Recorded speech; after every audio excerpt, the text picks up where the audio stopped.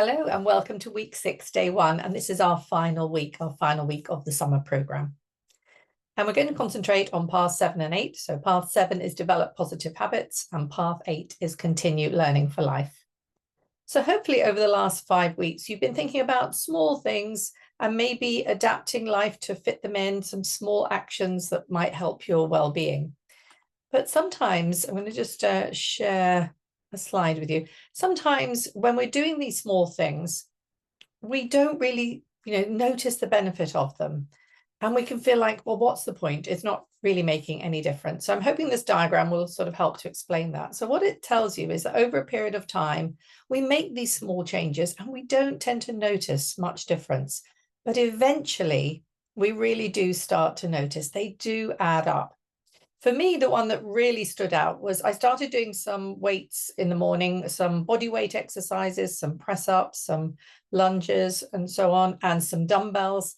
And for ages, I didn't seem to be getting much stronger or really to be making much of a difference. But then one day I noticed I actually had muscles in my arms and things were much easier to carry. Shopping that had seemed to be quite heavy before, I was managing to move around much more easily. So don't lose faith. It will improve.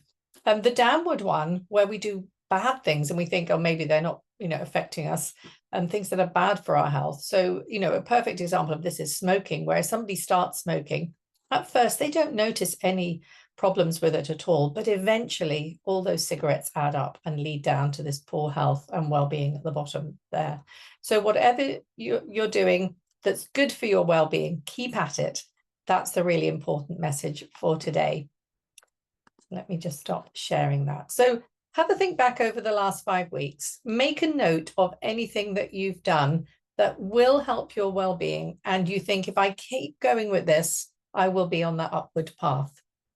And write it down, tell somebody else about it, track it, anything to keep you focused on keeping going with those. Now, our relaxation today is something called coherent breathing.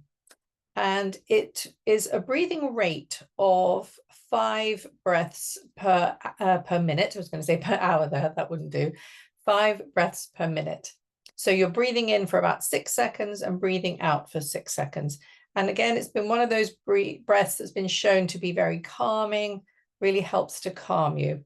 And I'm going to share a link to a YouTube video which helps you to breathe at that pace. So breathing in for 6 and breathing out for 6. So it's another type of breath that can be really helpful for helping to calm us down.